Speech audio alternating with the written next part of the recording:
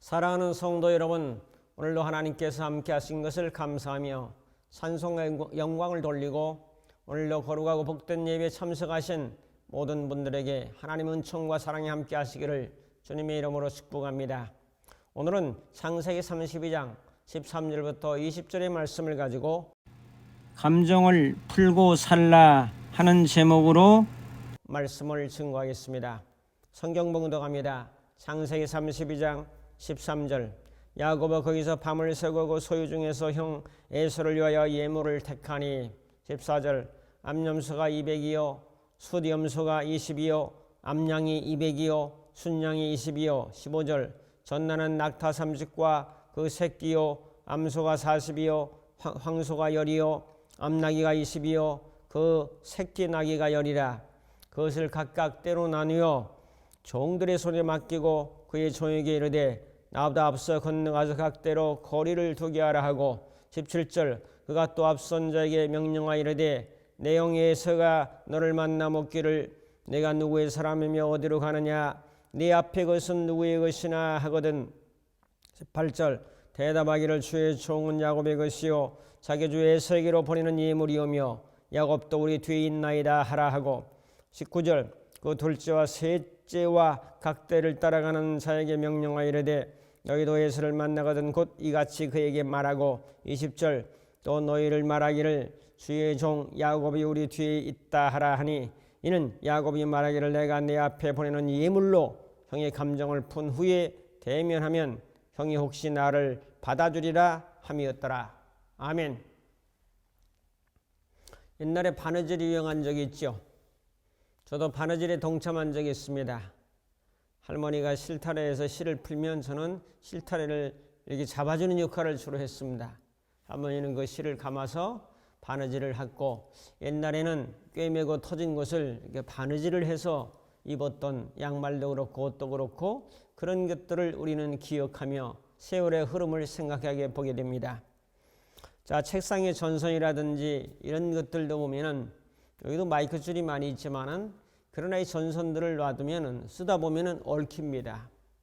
얽히라고 말도 안 했는데 지들끼리 서로 얽히고 설키고 이런 것들을 볼 수 있는데, 인생살이라고 하는 것은 항상 순탄하게 풀리기만 하는 것이 아니라 살다 보면은 이렇게 얽히고 저렇게 얽히고 특별히 인간관계에서 많이 얽히고 설키는 것들을 바라보게 됩니다.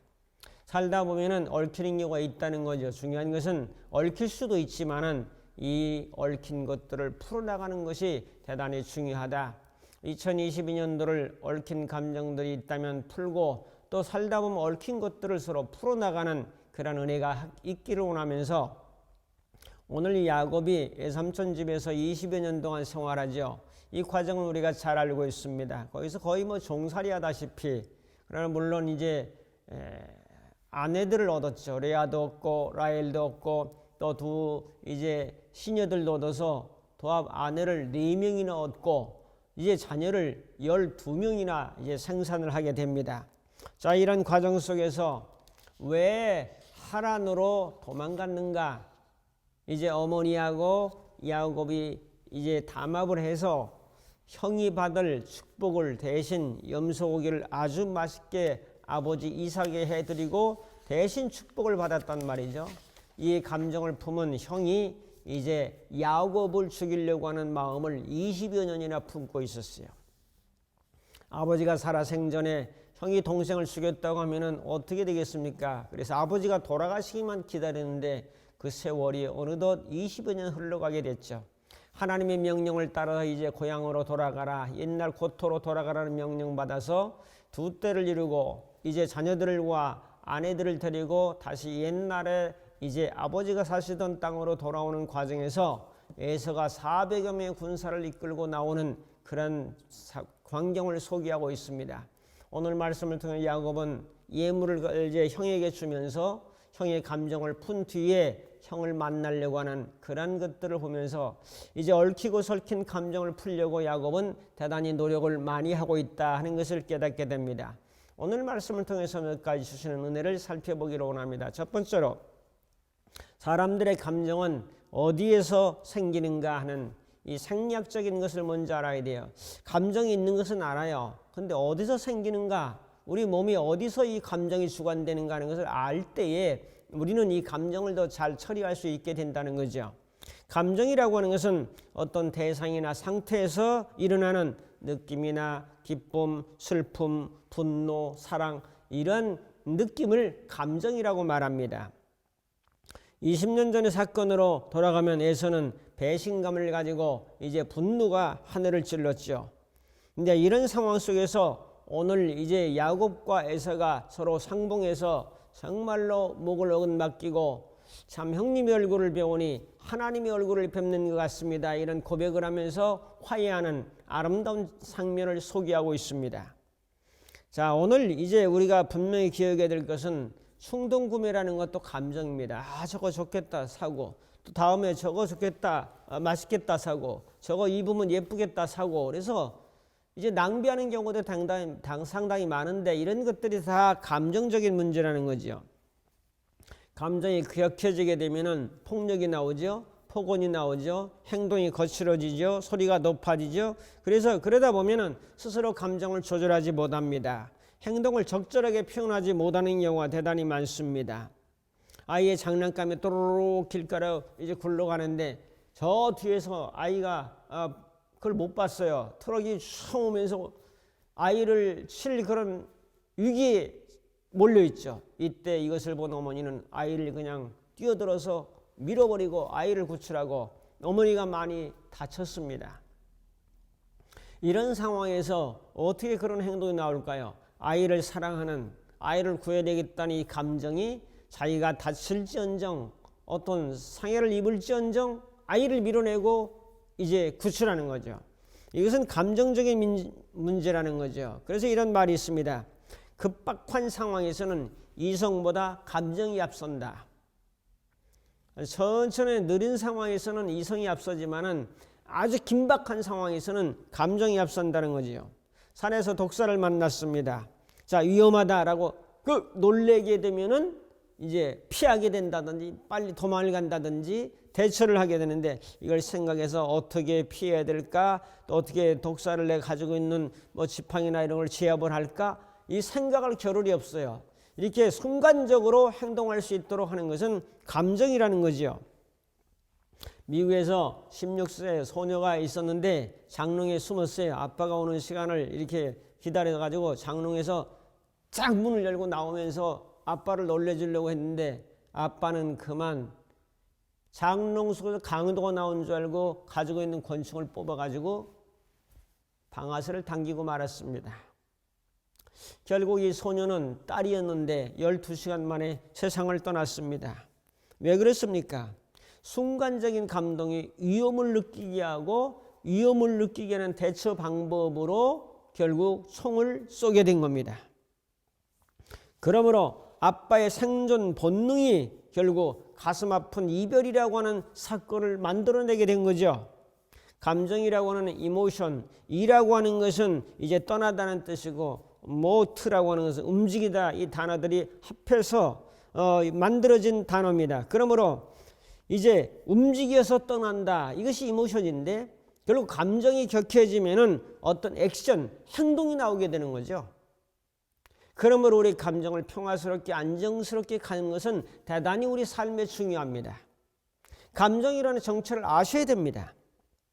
화가 나면 피가 손에 쏠립니다. 에너지가 넘치는 상태가 일어나죠. 그래서 주먹을 휘두르고 무기를 들고 설치고 공격적으로 바뀌게 되죠. 화가 나면 대단한 힘과 에너지가 나오는 겁니다. 그래서 화가 났을 때 서로 피하고 조심해야 될 필요가 있죠. 두려움을 느끼게 되면 다리 쪽으로 피가 몰립니다. 왜? 두려우니까 빨리 도망가야 되죠. 그것도 감정이 느끼는 생리적인 변화입니다. 얼굴 쪽에 피가 빠지면서 이제 얼굴이 하얗게 되는 거죠. 겁먹은 거죠.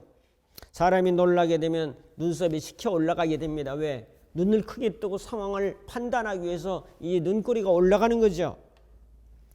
자, 놀란 얼굴에 이어서 주변 상황을 더 빨리 파악하려고 하는 노력입니다.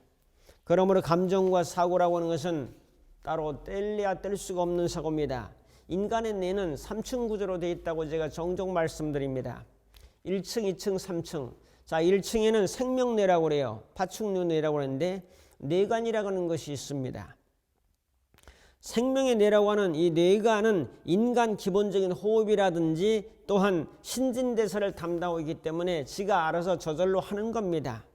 사람이 땀이 나면 체온을 이제 내리려고 한다든지 생명 유지를 위해서 이제 컨트롤하는 그런 뇌가 있습니다. 생명뇌. 자, 두 번째로 변연계라고 하는 감정뇌가 있습니다. 중요합니다. 변연계, 감정뇌. 이것은 학습과 기억이 가능합니다. 포유류뇌라고 하는데 학습이 가능하죠. 모든 감정을 주관하는 것이 뇌의 변연계라고 하는 데서 주관합니다. 뱀이나 악어는 절대로 훈련시킬 수 없습니다. 학습이 원천적으로 불가능하죠. 왜? 본능으로 살아가기 때문입니다. 그 다음에 세 번째로 피질이라고 하는 신피질이 있습니다. 인간만이 가진 이제 그 인간의 이성의 뇌, 신피질, 이성뇌, 감정적인 변연계와 사고를 담당하는 신피질이 서로 맞물려 있어요.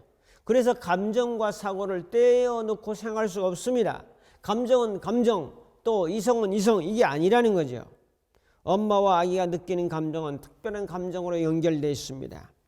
파충류의 어떤 감정뇌나 또한 이성뇌나 이런 부분들, 그래서 파충류에는 모소해가 없어요. 그래서 새끼도 막 잡아먹어요. 훈련이 안 돼요. 사람하고 달라요.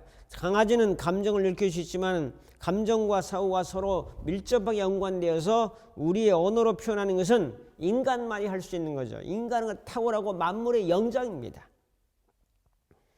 자, 그런 부분을 보면서 감정이 어디서 주관해? 변연계라고 하는 그러한 곳에서 이제 주관을 하고 또 이성뇌가 따로 있고 이것이 서로 맞물려서 어떤 때는 이성이 주관하고 어떤 때는 감정이 주관하면서 상호 교환적으로 살고 있다 하는 배경을 먼저 이해합시다. 두 번째로 감정이라고 하는 것은 잘 풀어야 합니다. 오늘 20절에도 너희는 말하기를 주의 종 야곱이 우리 뒤에 있다 하라. 야곱이 말하기를 내가 내 앞에 보내는 예물로 형의 감정을 푼 후에 대면하여 형이 혹시 나를 받아주리라 함이었더라. 감정을 푼다는 말이 성경에 있어요. 야곱이 형의 감정을 푼 뒤에 그 다음에 만나리라. 야곱은 산전수전을 다 겪은 사람이죠. 타향살에 20년을 했으니 얼마나 눈칫밥이 이제 많겠습니까? 교활한 외삼촌과 그의 아들들 밑에서 생활하다 보니까 이제 눈치가 백단이라 이게. 20년간 열심히 일해서 거부가 되었어요. 자, 두 여자를 거느리는 것이 얼마나 쉽지 않잖아요. 근데 두 여자가 아니라 세 여자가 아니라 이 야곱은 네 여자를 거느린 그런 사람이에요. 얼마나 많은 심적인 고통을 많이 겪었겠습니까? 이렇게 힘들다고 하는 것은 여자들이 감정 기복이 심하기 때문에 감정 기복이 심한 사람들을 4명이나 상대를 하고 20여 년 종살이를 하고 12명의 자녀를 낳고 또 거부가 되고, 여러분 부자 되기 쉽지 않아요. 그만한 노력과 애를 쓰고 땀을 흘리고 잠을 제대로 자지 못할 정도로 열심히 일했던 결과로 야곱은 얻은 것이 대단히 많습니다. 선물만 보더라도 그래요. 선물만 보더라도 32장 14절에서 15절에 보면은 거기 쭉 다 기억할 필요는 없지만은 암염소가 200, 수염소가 20마리, 암양 200마리 이런 식으로 해가지고 전부 530마리. 530마리를 제가 환산해 보니까 지금 돈으로 한 3억 원 정도 됩니다. 여러분 3억 원 정도의 선물을 준비하는 거 쉽지 않아요. 야곱은 자기를 보고 형의 감정을 풀기 위해서 선물을 준비했다는 거죠. 자, 우리가 사랑의 언어 5가지를 종종 우리가 듣고 알고 있습니다. 그 중에서 인정하는 말, 함께하는 시간, 그 다음에 선물, 봉사, 스킨십, 이런 것들이 바로 이제 사랑의 언어인데, 지금 야곱은 선물이라고 하는 방법으로 이제 사랑의 기술을 발휘하고 있는 거죠. 1963년도에 오래된 얘기지만은 리차드 로스볼이라는 남자가 절도를 위해서 집안으로 잠입했는데 출근한 줄 알았는데 그 집주인 여자가 그 집에 있었어요. 그 제니스라고 하는 그 여인이 있었는데 칼로 유혹하며 취업을 하고 이제 줄로 묶고 이제 필요한 물건들을 이제 가져가기 위해서 나가려고 하는데 룸메이트였던 다른 친구가 이제 들어온 거야. 그 여자도 이제 유업을 하고 결박을 하고 나가려고 하는데 이 집주인이 있던 이 여자가 화가 났어요. 감정적으로 상당히 좀 이렇게 기복이 좀 있었던 분인데, 자, 그래서 이 여자가 소리를 고래고래 질립니다. 난 내 얼굴을 똑똑히 봤다. 너희들 경찰에 신고해가지고 너를 이제 잡아서 경찰에 넘기겠다. 고래고래 이제 소리를 지르니까 이 범인이 당황했어요. 겁을 먹었어요. 두려움을 느꼈어요. 감정이 격해졌어요. 분노가 일어났어요. 화가 났어요. 그래가지고 옆에 있는 사이다병으로 그냥 막 때려댑니다. 처음엔 바라고 소리 질렀는데 점점 소리가 적어지고 아무 소리가 나지 않을 정도까지 그냥 때렸어요. 또 한 여자도 막 계속 때렸어요. 왜 그러죠? 자기는 죽일 마음이 없어요. 근데 결과는 그렇게 됐어요. 왜? 분노가 일어나서 그래요. 고래고래 소리 지르면서 경찰에 신고하고 넘기겠다고, 내 얼굴을 똑똑히 기억하겠다고 하는 이 말이 결국 그 범인의 감정을 불러일으켰던 거죠. 조곤조곤하게 그냥 물건은 다 가져가시오, 돈도 다 가져가시오, 뭐 이렇게 조곤조곤하게 얘기했다고 하면은 이런 사태는 벌어지지 않았겠죠.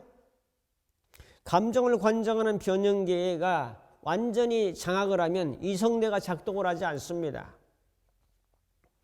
이 감정을 주관하는 변형계, 심피질이라고 하는 이성, 변형계, 심피질, 감정, 이성.